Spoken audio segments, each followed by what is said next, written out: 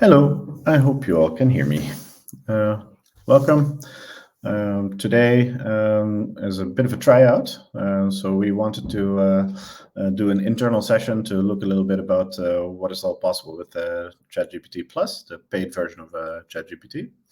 And then I thought, oh, why not do this in the open so we can show other people also what we're doing. And therefore, here we are.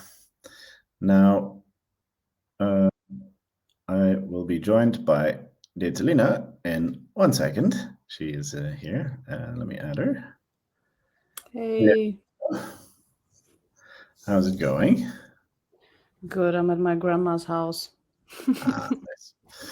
I am at our apartment, but I thought I'd start by using this background, which is actually DALI generated background. When I say create me a background that does something with tech and AI and data, and it created this giant brain, so I don't have to use my own. This is the plan. Yeah, so I was just going to run through a bunch of stuff, and then Lena doesn't have access to the ChatGPT Plus as of yet because we're just looking around. So I thought it would be nice if you join us and ask questions, so I don't sit here blabbering to myself for an hour. So that's kind of the idea here. I was going to just run through a bunch of the stuff that we'll be looking at, and then see what we can determine from there. Nothing too fancy, nothing organized, as you can imagine. We should be live on LinkedIn. I tried to apply for YouTube live as well, but apparently this takes some time to get approved if you're a new streamer. So let's just look at this. Lena, do you want to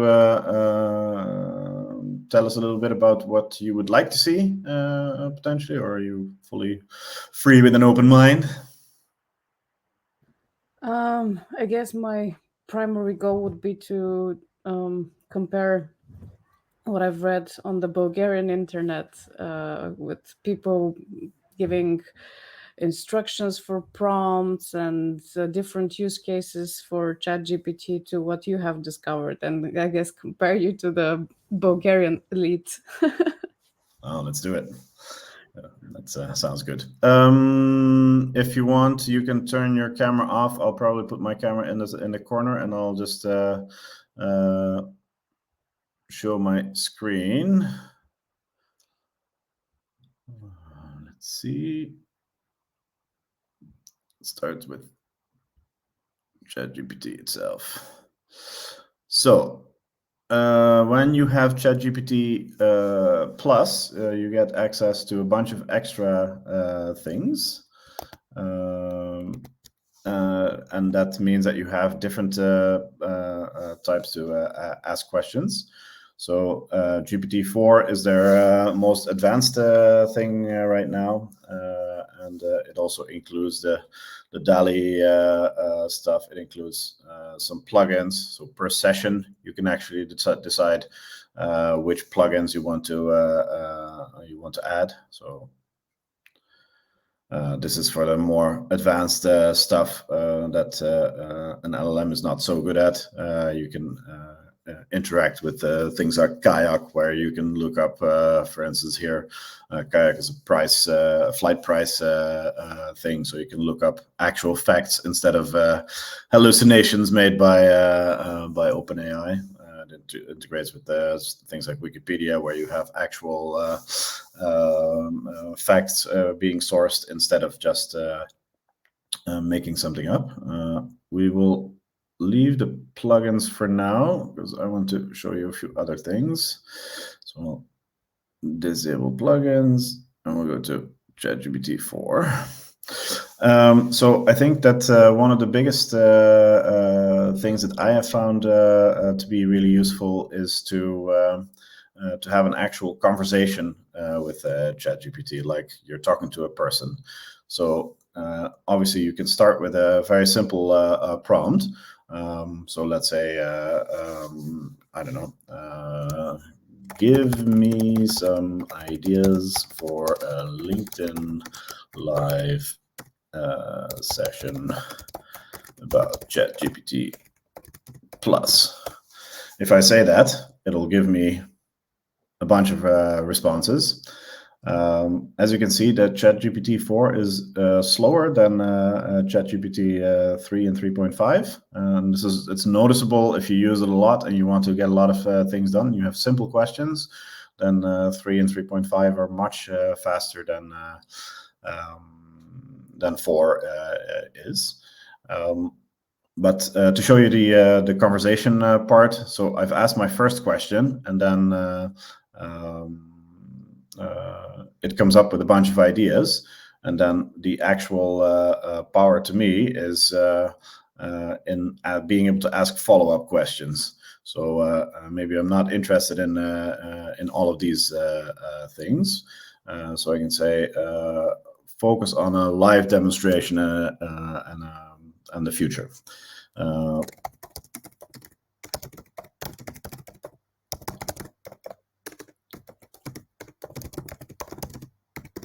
Maybe I should choose something else, because then it seems like I'm using this to make it make up the session, the content of the session, but I was just using it as an example. And so now it comes up with a bunch of stuff, and let's say that I say, okay, that sounds interesting. Create a LinkedIn post to share about this, and this is where it gets interesting. Still generating.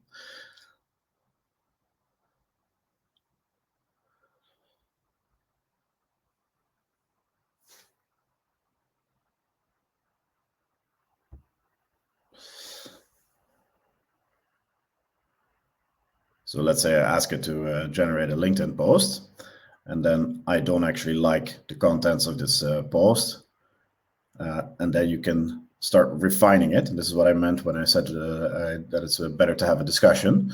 So let's wait until it's finished.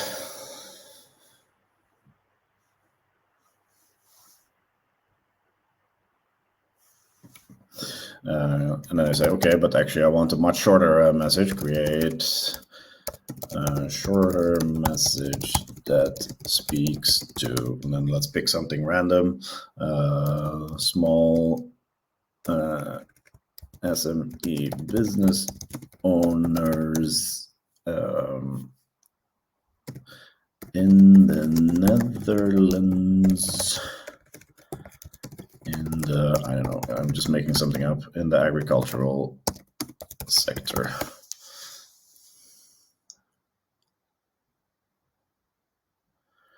You see that it switches to Dutch. I don't know, Lina, have you tried Bulgarian stuff in ChatGPT?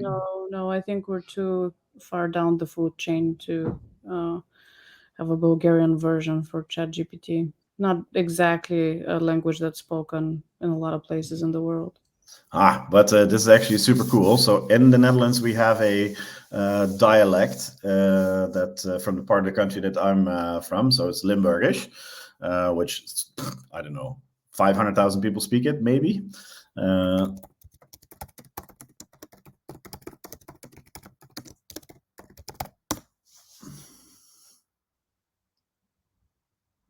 Haha. Man, this used to work. So I used to translate to.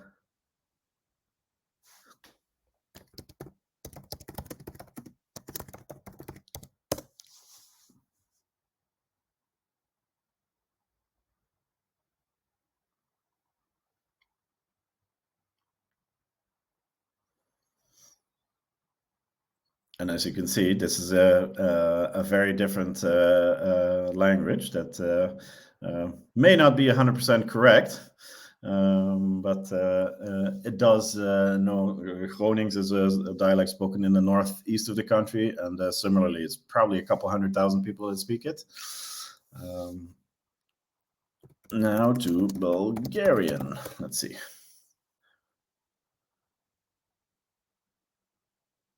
Now I'm going to need you to tell me if this makes sense. Yeah. I found that if you want to rely on it, 100% correctness is not the place that ChatGPT is good at. But what it is good at is taking pieces of text in a foreign language and quickly translating it with better accuracy than Google Translate into whichever language you want. So I quite often have a conversation in English, and then in the end say, okay, now translate this to Dutch. Because I think the amount of training data that goes into ChatGPT is much bigger in English. Sorry, in the English language. So I like to how to say that? Have my conversation in English, and then when I get to a result that I'm actually happy with, I try to translate to whatever language I need to go through. I saw a comment from Nick saying that things are hard to read. I hope this is better, Nick.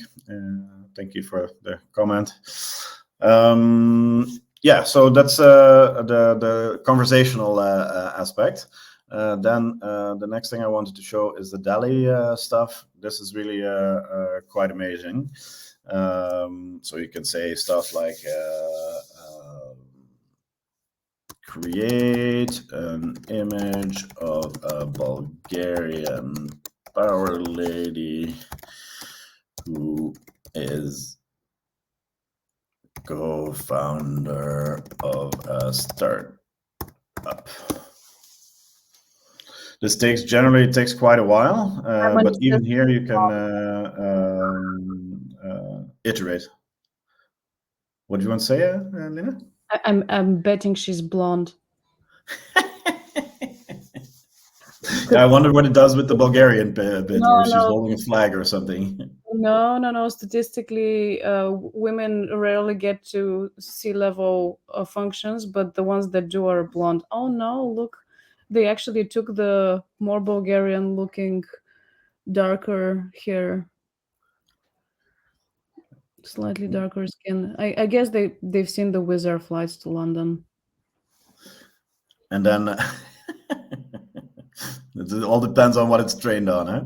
I must say that DALL-E is quite good at creating these kind of images.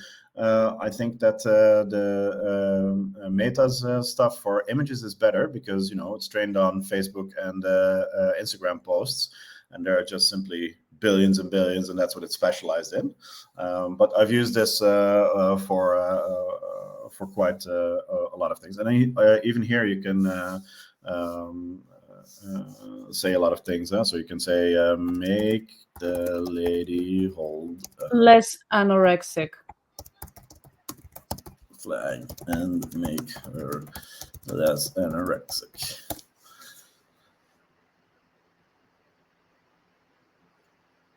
Also, the image creating takes quite a bit of time. It's okay if you're doing it as a task on the side, but if it's the main thing that you're waiting to do, it can get a little tedious over time. So I wouldn't want to be using this all day, every day.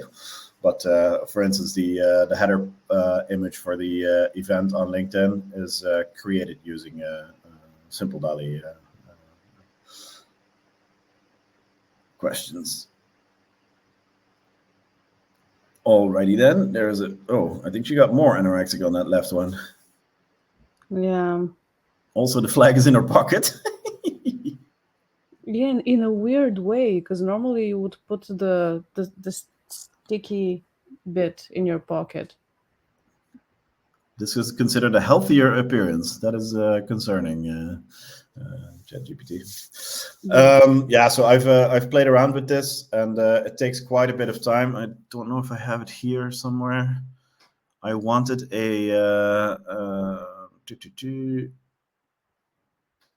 yeah, this one.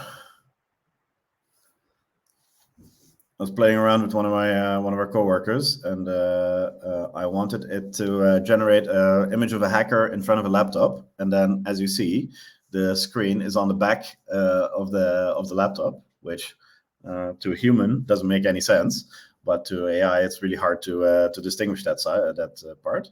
So it took me quite a few iterations to say the screen needs to be facing the nerd, not the viewer. Wasn't really getting anywhere until I said reverse the screen so we see the lid, and then I got this image here on the right, which worked better, and then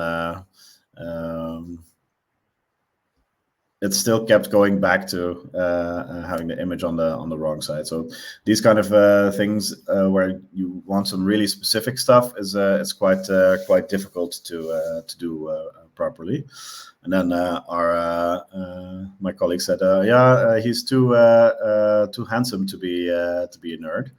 So I had him made uglier and then fatter, and then somehow he got even more fat. So here, well, this is bulky as in trained, but here it's interesting stuff to play with. Another example of what I did was I had a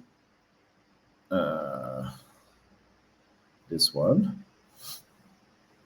This one was a question to make cover art, and then one of the things it's not good at all is putting text in images. So the LinkedIn logo surprisingly goes quite well, but then the blabbering in the bottom is just doesn't make sense. Even though I said the exact title of the event. Somehow the image generation is not good enough to do this. Nick was asking how it compares to Midjourney. To be honest, I have tried Midjourney. Midjourney is another image generation service. First of all, it's really strange. You have to run it from a Discord bot. And I've tried it several times, and only one out of maybe 5 different times that I wanted to try it could I even get space to create images. So maybe I'm doing something wrong there, but I wasn't able to play with it in detail. Anyway, for this image, then I said, okay, remove the title because I don't want it in there, but it kept putting stuff in that I didn't actually want. So, for instance, this, I don't want any of the text because I want to be able to replace it, and because it's gradient backgrounds, you can't really easily take this out and put other stuff in without going into Photoshop mode. And my whole target was that I wanted DALL-E to come up with a final picture that it could use one-on-one into the event. The other thing it did was I said make it 16:9 ratio, and then it creates this image, and the image as a whole is 16:9 ratio, but it's kind of cheating because it's a perspective of the actual image that I would like to have. So getting it to understand that you don't want that is proven to be tricky. That about DALL-E. Interesting stuff to play around with. Good at generating stuff that doesn't have text in it. Gets a bit more tricky when you are going to be really precise in your instructions. You see what it did with the Bulgarian lady, or with the flag, actually. The Bulgarian lady, those kind of things work out really well. But if you want to have something specific, it takes a couple iterations. And then last week, I did something quite interesting. I was playing with the custom GPTs, and this is recently introduced. It's only for how to say that? The Plus version of ChatGPT, and it's quite interesting. So you can. I personally play a Pokemon card game, so I thought, okay, let's make a. Oh, sorry, I went to the wrong share this tab instead. Let me check for questions.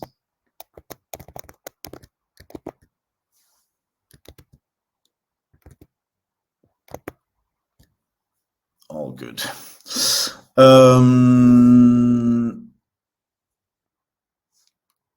Yes, so you can configure your own GPT, and it's fairly simple, therefore also fairly basic. So you give it a name and a description, and then you give it an instruction on what this thing should be doing. So I made one for a Pokemon card game. I made one to create data products in a data mesh context. There are lots of different things you can do. And then as you're designing it, on the right, you immediately get a preview. So I can say create a deck list for a psychic dark deck.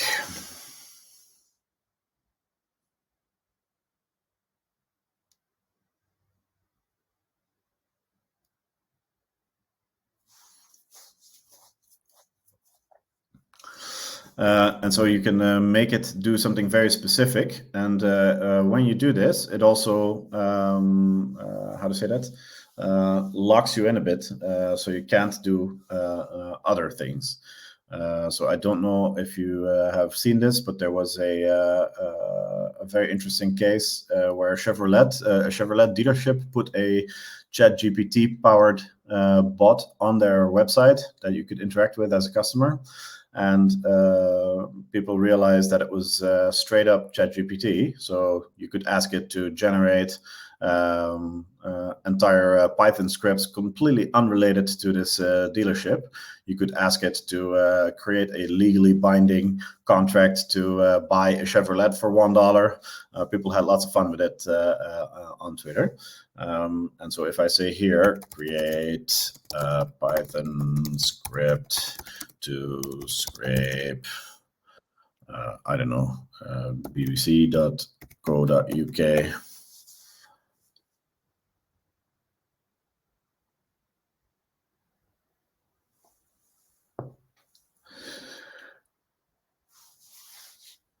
I did this in a different version, and it was more restrictive. It looks like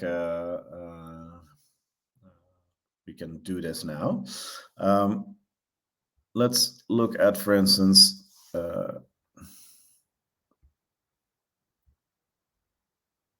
why can't I not go back?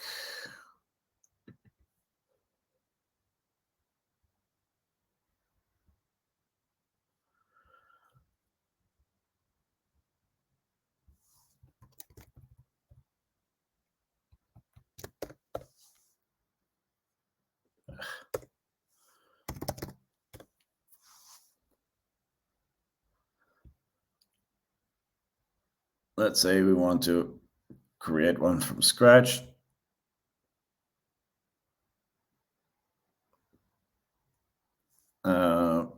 Let's say we create a shopping assistant to help elderly people with grocery shopping.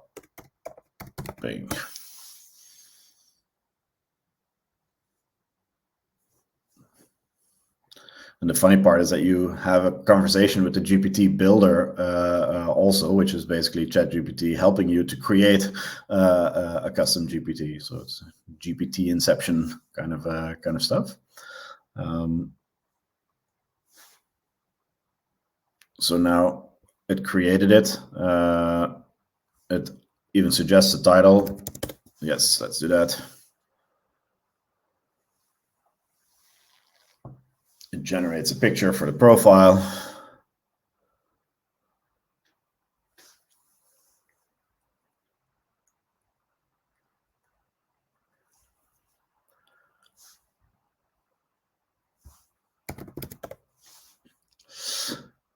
And then here on the configure part, you can see all the instructions that you can how to say that? Customize on the fly and get specific, more specific responses. If you can say, if you want to make some changes, it's very easy. Unfortunately, you can then only use the custom GPT if you're also a GPT Plus subscriber. So I tried creating one and then sharing it with the other people in Helixura who don't have a GPT Plus subscription, and that was unfortunately not possible. One of the things I also wanted to show you is, so probably if you're a technical person, you've tried to use this with, or you've tried to use GitHub Copilot and those kind of tools, and they are really cool for in-editor. How to say that? For helping you write code in your code editor. But the interesting part that I found, at least, is that you can also have a combination between ChatGPT and Copilot, where you ask the more conceptual questions to ChatGPT. So you can say, create Python script using Flask that shows a front end where I can keep a shopping list.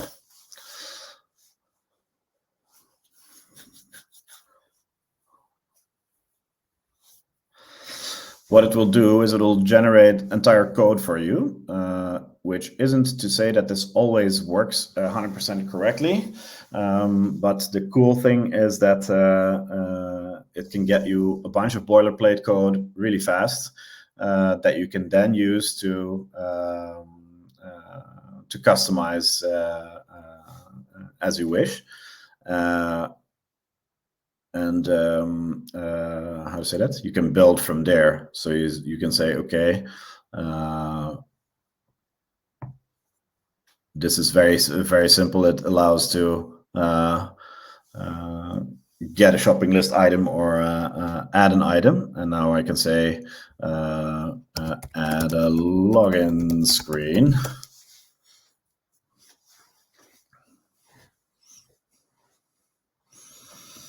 And I've personally used this to create a import for the note-taking application that can take an export of the ChatGPT conversations that I've had. And instead of me spending hours writing all of this fairly basic Python code, it allows me to take all of this, copy paste, and start iterating from there. I would by no means advise you to use this for a. Oh wait, I'm not switched. I've been doing a whole bunch of stuff in a different tab. Sorry. So I started here, creating a Python script using Flask that shows a front end where I can keep a shopping list. It actually creates a Flask app, then a front end HTML page that's super basic. And then I can say, okay, add a login screen, and it adds a login screen. And as I was saying, I wouldn't by any means recommend you to use any of this in production, but especially for those small cases where you're like wanting to have a simple local tool to use, this can be super convenient to. Hey, I lost you, Data. This can be super convenient to. I am here. Just had to switch to mobile. So you need to find me. The name that you found me. You re-added me. Okay. Yeah. I had to switch back to the StreamYard interface to find you. But yeah. So to conclude this bit, it's really interesting to write boilerplate code that you can then use. You still need to know how to program, and when you put this, when you copy paste this one up, I've found that it usually works for like 90% of the cases. But then when it doesn't work, you can also come back and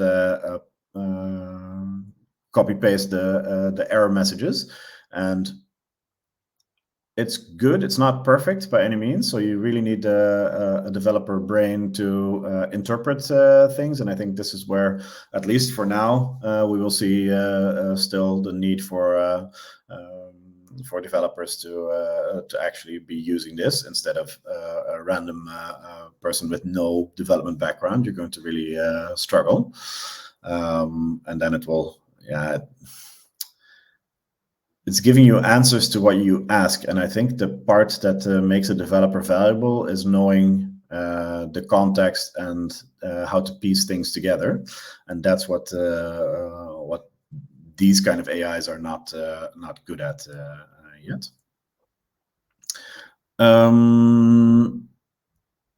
So yeah, these are a couple of things that I wanted to show that that are quite interesting. Does anyone on the stream or Ditalina, do you have any questions? No, sorry. All right, then that would mean that we, oh, it's nice, half an hour, conclude our little live stream for this morning. As you see, wonderfully incomplete. There are many more things to try out, but I found to be using it as a helper in my daily work quite useful. Be careful to not rely on it too much, because once you start blindly copy pasting, things have a tendency to go sideways. So for instance, Lina and myself, we've just went through a lot of candidates in our hiring process, and probably about 10% of them very clearly use ChatGPT straight up by asking, write a cover letter, and then copy paste it into a field. And somehow you can very clearly pick them out immediately. So I would advise against doing stuff like that. But you can use it to have a conversation about, hey, what are the things that I should be talking about in a cover letter, and then use your actual brain to come up with those with the actual cover letter. It's too easy to spot ChatGPT content at this moment, at least. So be careful doing that, because it comes across very, I don't know, ingenuine. How do you feel about this, Lina? People have come to call ChatGPT a glorified autocorrect, like an autocorrect with sparkles. It should be used to perfect what you've already written, or to use as a basis for something that you then perfect. But I agree with you. Like I've seen people in my LinkedIn network whom I know their level of English. I know how much they hate expressing themselves in English and writing posts, and all of a sudden they're writing this marketing level LinkedIn post, and I can see right through it. Yeah, and it's funny. I found myself, so for Helixiora, when we started up, the first version of the website was ChatGPT generated, simply because I wanted to get something done. And this is what it's very good at. Within 20 minutes, you have content for a website. It's not very good content, but it's there. And then you find yourself, at least that's what I found, that I apologize in advance when posting something like that. Hey, be aware, this is ChatGPT generated. So if it totally blows, that is not a unexpected situation, but that makes it very strange if you have to apologize in advance for something that you didn't put much effort into. But at the same time, for simple things, it can be really useful. Yes, it will be a good. So Alexander says it will be a good thing if you pass the finished product by some kind of testing for vulnerabilities and security at the end to have a peace of mind. You are 100% correct. I just posted on LinkedIn a couple of days ago about this. I think there's a whole new field of security and vulnerabilities there. So a couple of things that come to mind. One is that Chevrolet case where they didn't it's like the SQL injection version of a GPT attack. You could just write anything and it will give you an answer, no matter whether that's actually the idea of the GPT that you're using. There was a quite interesting vulnerability a couple of weeks ago where if you asked ChatGPT to infinitely repeat the same word, it would start leaking training data. So it would repeat the word like 200 times and then leak random training data. So I think there will be quite a good field of research into how can you get these type of models to leak training data, because it's obviously a big security risk.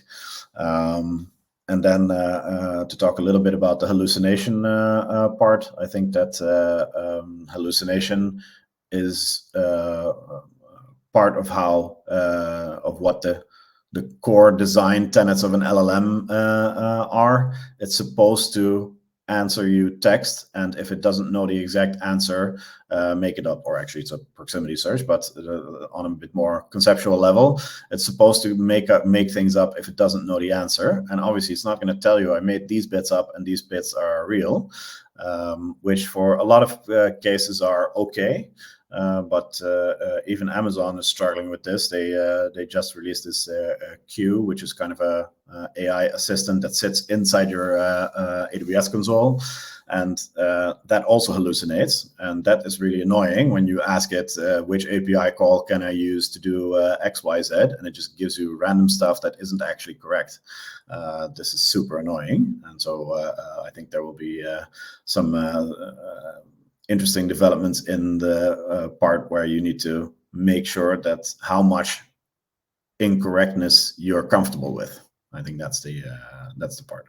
If you're generating, I don't know, a children's story or a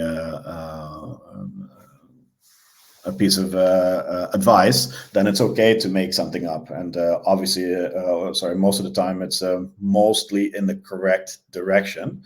But for really factual stuff, it's super annoying when it's not correct. And so you need to also develop for yourself a bit of a feeling for when Google is actually a better fit than an LLM might be.